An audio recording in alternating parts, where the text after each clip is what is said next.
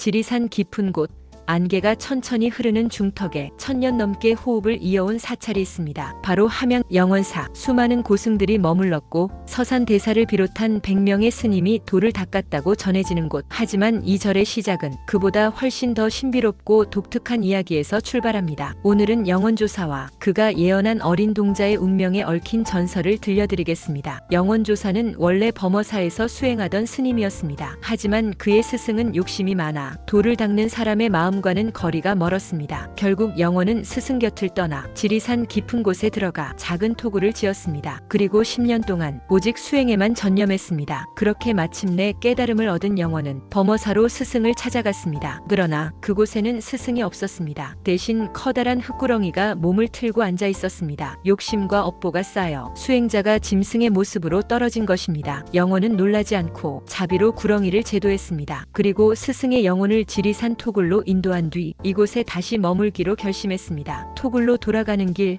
영원은 한 부부와 마주쳤습니다. 그는 부부에게 조용히 말했습니다. 10달 뒤 아이가 태어날 것이요. 그 아이가 7살이 되면 반드시 나를 찾아오게 하시오. 그 아이는 큰 인연이 있을 것이오. 그 말만 남긴 채 영원은 다시 지리산 속으로 사라졌습니다. 부부는 정말로 그해 아이를 낳았습니다. 그리고 7년 뒤 그 아이는 스스로 길을 떠나 영원사의 터로 향했습니다. 그때는 이미 영원이 7년의 공력으로 영원사를 창건한 뒤였습니다. 아이는 영원을 만나자마자 말했습니다. 스님을 찾으러 왔습니다.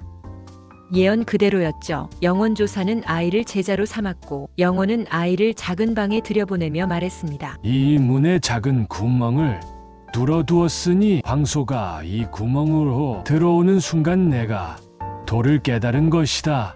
말도 안 되는 조건처럼 들렸습니다. 하지만 아이는 의심하지 않고 수행에 몰두했습니다. 얼마나 시간이 흘렀을까요? 어느 날 아이의 눈앞에서 거짓말처럼 문구멍으로 황소가 뛰어들어오는 모습을 보았습니다. 그 순간 아이의 마음속에 커다란 깨달음이 일어나며 전생의 모든 인연을 알게 되었다고 합니다. 그 황소는 실제 황소가 아니라 깨달음의 형상이었던 것입니다. 오늘날 함양 영원사는 외형만 보면 조용한 산사지만 그 안에는 스승을 제도하려 한 제자의 자비, 예언된 아이의 운명, 그리고 깨달음의 신비가 고요히 숨쉬고 있습니다. 지리산을 찾게 된다면 영원사 앞 산바람을 한번 느껴보세요. 문구멍으로 들어온 황소의 기운이 아직도 산속 어딘가에 머물러 있을지 모릅니다. 하단 재미있고 유익한 한국 사찰 이야기 이어서 보세요. 구독과 좋아요는 다음 사찰 이야기로 이어지는 좋은 인연입니다. 나무 아미타불 관세음보살.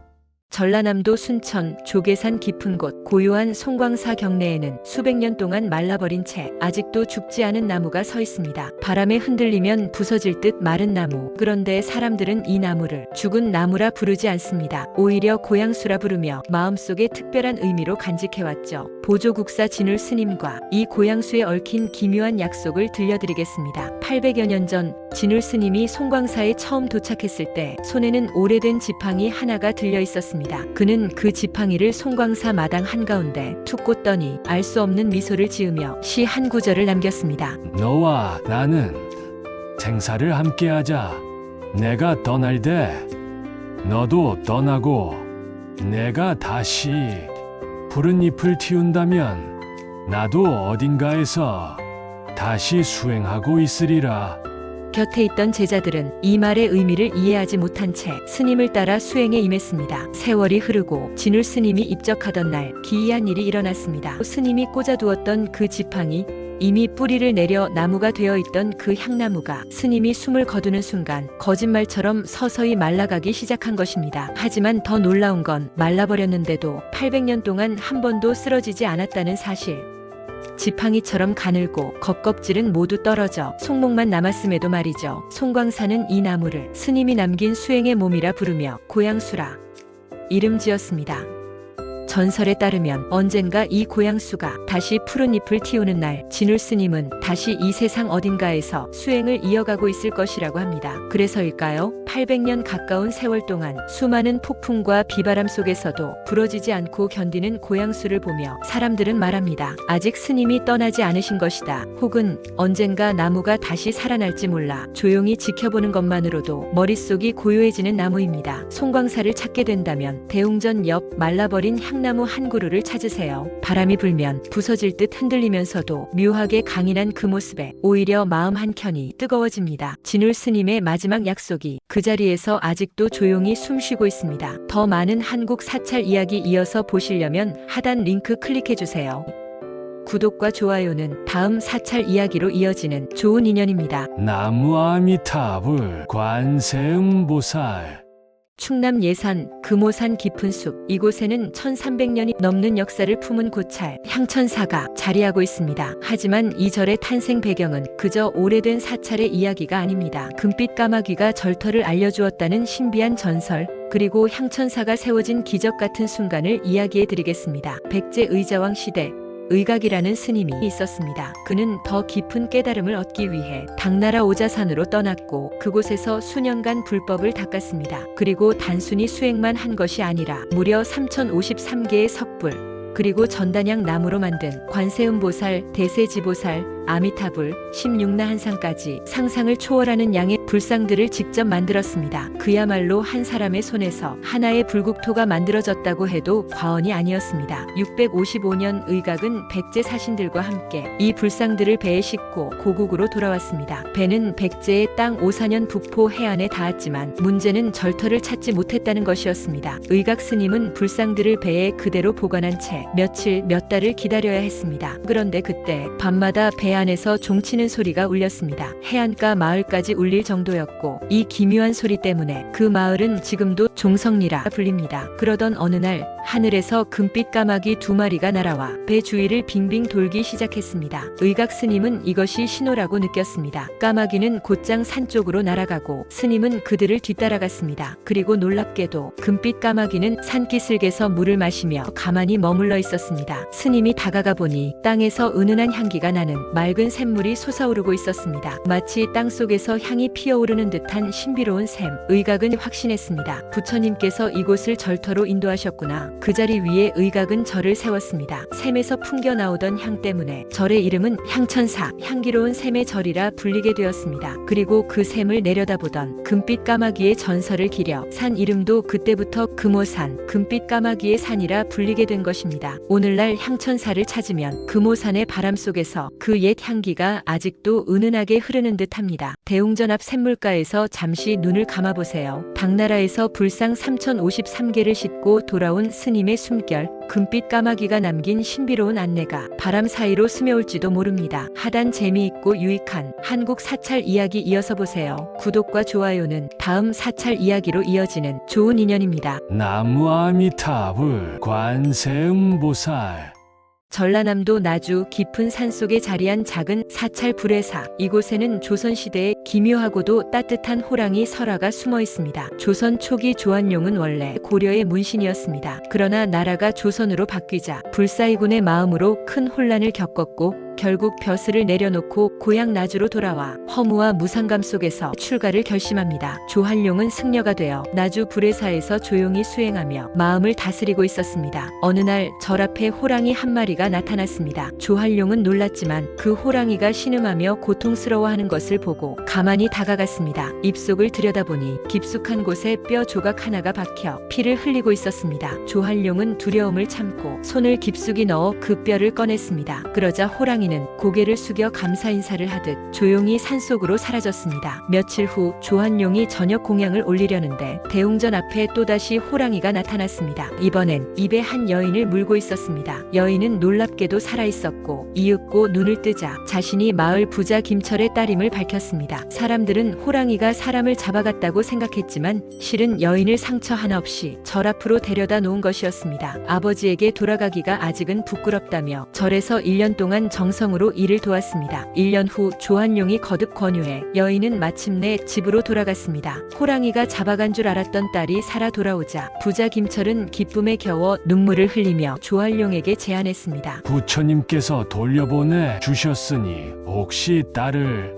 아내로 맞아주겠소. 하지만 조한룡은 승려였습니다. 그는 부드럽게 고개를 저으며 말했습니다. 그 마음만으로 충분합니다. 다만 절이 무너져 중건할 돈이 없습니다. 시주를 해주시면 그 은혜를 잊지 않겠습니다. 조한룡은 출가 전 꿈속에서 부처님이 주셨던 자루 하나를 꺼냈습니다. 이 자루가 찰 때까지 쌀을 시주해 주십시오.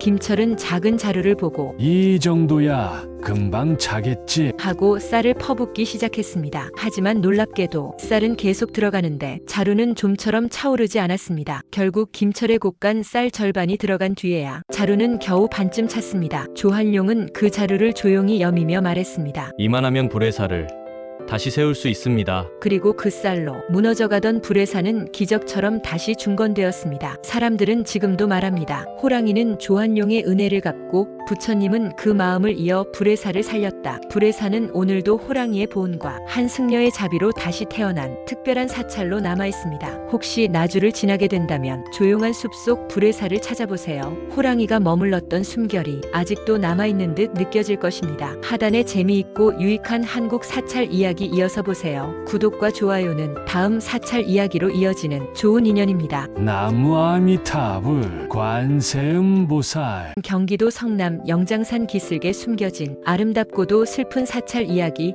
봉국사를 들려드립니다. 이 절은 단순한 사찰이 아닙니다. 두 어린 공주의 눈물과 한 왕의 사랑이 돌로 기둥으로 전각으로 굳어 만든 특별한 곳이기 때문입니다. 봉국사는 고려 현종 19년 처음 지어진 오래된 절입니다. 하지만 세월이 흐르며 절은 폐허가 되었고 사람들 기억 속에서도 점점 잊혀졌습니다. 그런데 1674년 조선의 왕 현종에게 비극이 찾아옵니다. 두 공주 명예와 명선, 꽃봉오리처럼 어린 나이로 차례로 세상을 떠난 것입니다.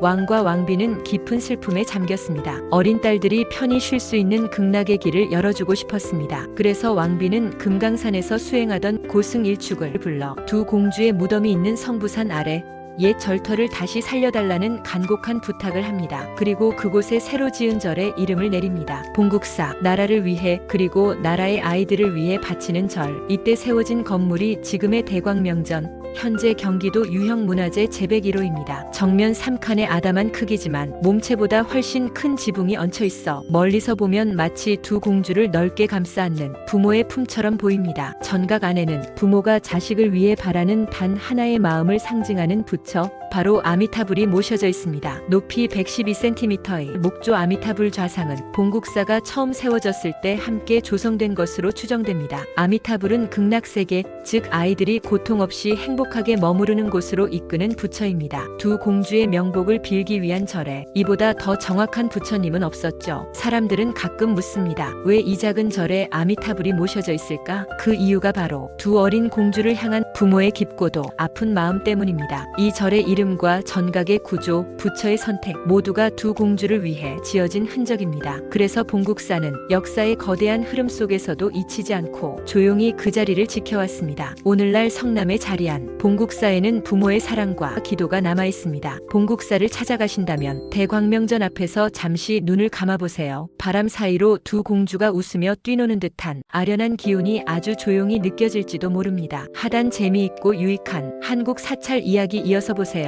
구독과 좋아요는 다음 사찰 이야기로 이어지는 좋은 인연입니다. 나무 아미타불 관세음보살.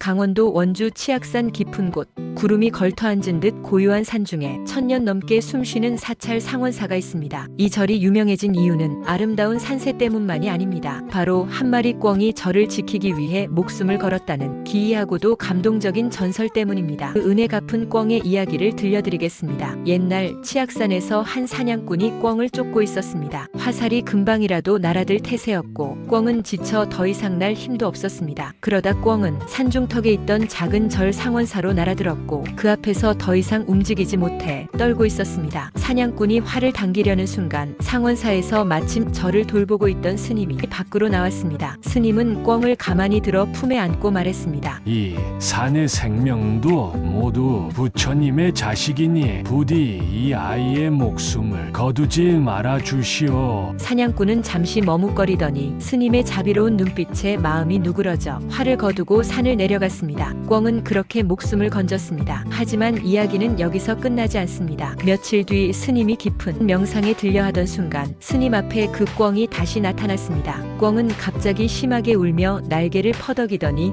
스님 옷자락을 물고 절 밖으로 끌어내려 했습니다. 이상하게 여긴 스님은 꿩이 이끄는 대로 따라갔습니다. 그리고 상원사에서 얼마 떨어지지 않은 곳에 도착한 순간 스님은 믿을 수 없는 장면을 목격했습니다. 상원사 건물이 거대한 산사태에 휩쓸려 형체도 없이 무너져 내리는 장면이었습니다. 꿩은 자신을 구해준 스님을 위험에서 구하기 위해 목숨을 걸고 급하게 날아온 것이었습니다. 스님은 꿩을 향해 합장하며 말했습니다. 내가 오늘 내 생명을 살렸구나. 부처님께서 너를 보내셨구나. 스님은 꿩의 은혜에 깊이 감동해 무너진 절을 다시 세우며 꿩의 모습을 기리는 작은 탑과 불전의 기원을 남겼다고 합니다. 이후 상원사는 은혜 갚은 꿩의 사찰로 알려지며 전국에서 많은 이들이 모여드는 도량이 되었습니다. 사람들은 말했습니다. 사람만 은혜를 갚는 것이 아니다. 마음이 맑으면 짐승도 보답한다. 치악산치가 꿩을 뜻하는 것도 이 전설과 무관하지 않다는 이야기도 전해집니다. 오늘의 상원사는 평온 속에 전설이 머무는 곳입니다. 숲길을 걷다 보면 어디선가 꿩 한 마리가 스님을 부르는 듯 울고 있을지도 모릅니다. 혹시 치악산을 찾게 된다면 상원사 앞에서 잠시 귀를 기울여 보세요. 그 옛날 스님의 생명을 구했던 은혜 갚은 꿩의 발자취를 바람 속에서 느낄 수 있을지 모릅니다. 하단 한국 사찰 이야기 이어서 보세요. 구독과 좋아요는 다음 사찰 이야기로 이어지는 좋은 인연입니다. 나무 아미타불 관세음보살. 광주 무등산 자락 고요한 숲길을 오르면 특별한 창건 설화를 지닌 증심사가 있습니다. 이 절은 한 집안의 애군을 막기 위해 세워졌다는 기묘한 사연을 품고 있습니다. 옛날 한시 태수 집안은 혼사를 앞두고 분주했습니다. 하지만 하인 득은 일을 하지 않고 빈둥거렸고 일을 하러 가서는 결국 돌아오지 않았습니다. 사실 그는 주막에서 만난 무리와 함께 도망칠 계획을 미리 세우고 실행했습니다. 이 사실을 뒤늦게 알게 된 한태수는 격분해 임신 7개월인 득의 아내를 광 속에 가두었습니다. 며칠 동안 흐느낌이 끊이지 않았습니다. 홀레날 새색시가 그 울음을 듣고 사정을 딱히 여겨 몰래 광문을 열어주었습니다. 득의 아내는 그 길로 도망쳤고 이 일은 한시 집안의 운명을 바꿔놓았습니다. 득이 사라진 뒤 한태수 집안에는 병과 불행이 끊이지 않았고 재산도 바닥났습니다. 세월이 흘러 손자 한만동이 집안을 이어가던 어느 날 한 노승이 찾아와 말했습니다. 나는 광에 갇혔던 여인의 아들입니다. 그 은혜에 보답하려 왔습니다. 노승은 명당 묘자리를 알려주었고 그곳에 묘를 쓰자 집안은 다시 부유해졌습니다. 하지만 탐욕스러운 직관이 운이 곧 끊긴다며 묘를 옮기라 조언했고 한만동은 그 말을 믿고 묘자리를 파기 시작했습니다. 그때 노승이 급히 달려왔습니다. 큰일입니다.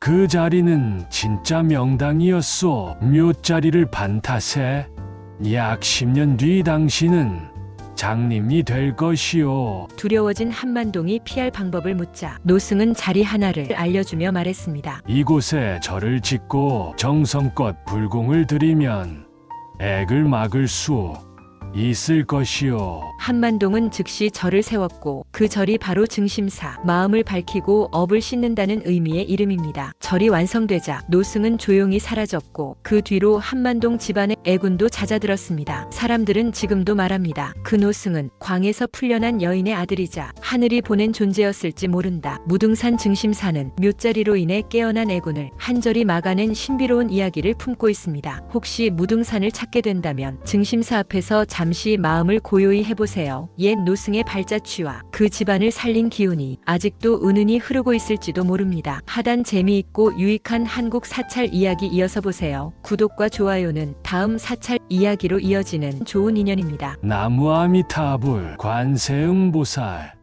경기도 남양주 인적 드문 묘적산 깊은 곳 조용한 산길을 오르다 보면 겉보기에는 평범한 작은 절 하나가 나타납니다. 하지만 이곳 묘적산은 겉모습과 전혀 다른 비밀을 품고 있습니다. 오늘은 왕실이 비밀리에 승병을 양성하던 장소 그리고 임진왜란에 숨겨진 전투 기록을 품은 묘적사의 신비한 이야기를 들려드리겠습니다. 전해지는 이야기에 따르면 묘적사는 원효대사가 창건한 오래된 사찰입니다. 하지만 조용하고 평화로워 보이는 이 절에는 잘 알려진 알려지지 않은 또 하나의 얼굴이 있었습니다. 바로 왕실 산하의 비밀 승병 양성소였습니다. 조정에서는 충성심이 강하고 몸이 가벼운 청년들을 선발해 승려로 위장시킨 뒤 이곳에서 은밀히 무술전 술첩보 훈련을 시켰다고 합니다. 왜 승려의 옷을 입혔느냐고요? 전국을 자유롭게 이동할 수 있고 어디에서든 의심받지 않을 수 있는 신분이었기 때문입니다. 절에서 멀지 않은 곳에서는 지금도 화살촉이 종종 발견되어 이곳이 활터였다는 주장을 뒷받침합니다. 1592년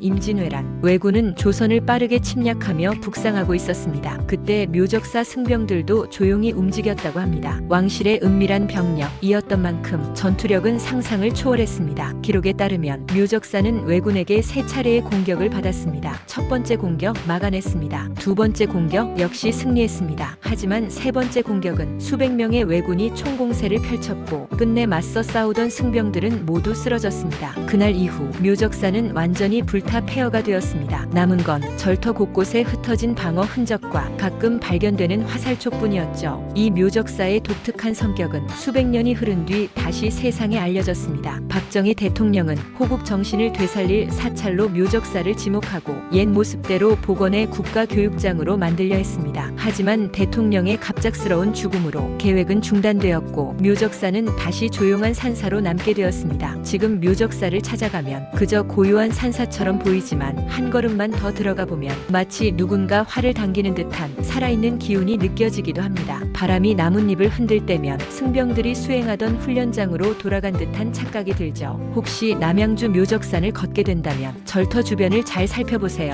언젠가 묘적사 승병들이 쏘았던 화살촉 하나가 조용히 모습을 드러낼지도 모릅니다. 하단 재미있고 유익한 한국 사찰 이야기 이어서 보세요. 구독과 좋아요는 다음 사찰 이야기로 이어지는 좋은 인연입니다. 나무 아미타불 관세음보살.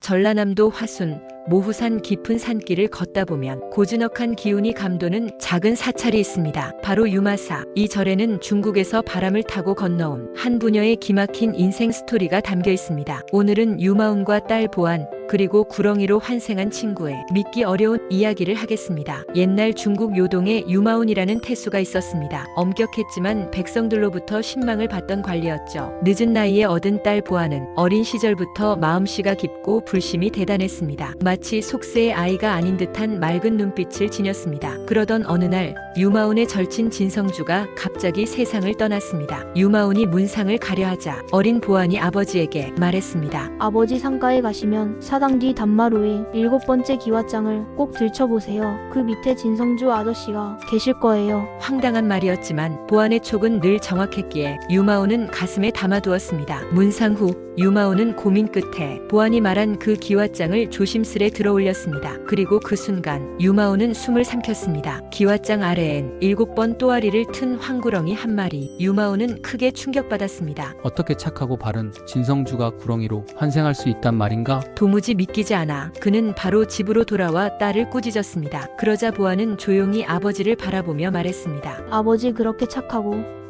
백성을 위하던 분도 저렇게 되었는데 백성들에게 고통을 준 아버지는 도대체 무엇으로 환생하시겠어요? 그 한마디는 유마운의 마음에 비수처럼 꽂혔습니다. 그는 그제야 깨달았습니다. 자신이 평생 쌓아온 업을. 유마운은 떨리는 목소리로 물었습니다. 그렇다면 어떻게 해야 업을 씻을 수 있느냐? 보아는 부드럽게 대답했습니다. 가진 것을 모두 내려놓고 고통받는 사람들에게 나누어 주세요. 그리고 저와 함께 새로운 길을 가요.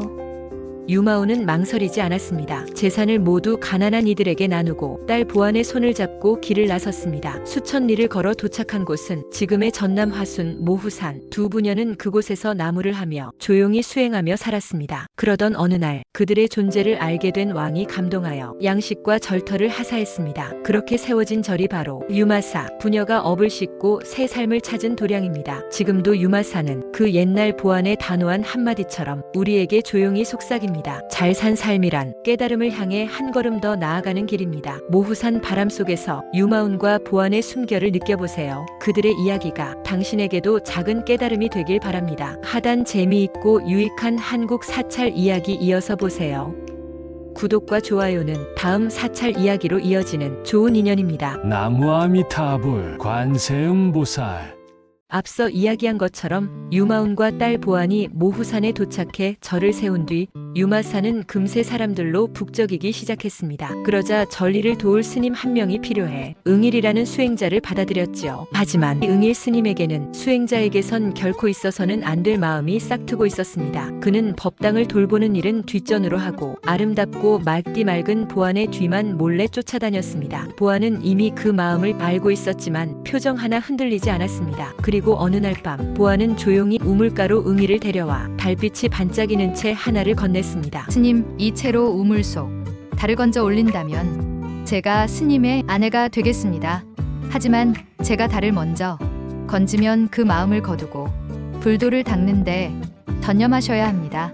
응일은 기뻐서 고개를 끄덕였습니다. 그까짓 딸 무엇이 어렵겠습니까? 하지만 채를 넣을 때마다 달은 산산이 부서져 물결 속으로 사라졌습니다. 실패, 또 실패. 그러나 보안이 채를 드니 기적처럼 달빛이 한 번에 채 위로 모여 손 위에 고요히 담겼습니다. 달은 건져졌고 응일의 기대는 순식간에 부끄러움으로 변했습니다. 보안은 조심스레 말했다. 스님, 약속을 지키셔야지요. 이제 마음을 거두고 수행에 정진하세요.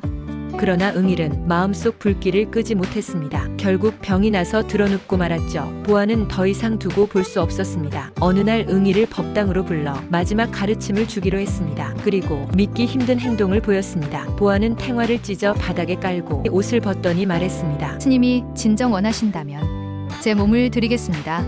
응일은 놀라 외쳤습니다. 보살님, 부처님 얼굴이 그려진 탱화 위에서 어찌 그럴 수 있단 말입니까? 그 순간 보안의 눈빛이 번개처럼 빛났습니다. 보안이 외친 말은 법당을 울릴 만큼 강했습니다. 스님, 그림 속 부처는 무섭고 살아 숨쉬는 부처는 무섭지 않습니까? 그 말이 떨어지는 순간 보안의 몸은 찬란한 빛을 내며 순식간에 관세음 보살의 모습으로 변했습니다. 보살은 흰 구름을 타고 올라가며 말했습니다. 응일이여, 마음의 번뇌를 다스리면 모든 것이 깨달음이니라. 응일은 그제야 자신의 욕망과 어리석음을 깊이 뉘우쳤습니다. 그 후 그는 마음을 비우고 평생을 수행에 바쳤다고 전합니다. 하단 한국 사찰 이야기 이어서 보세요.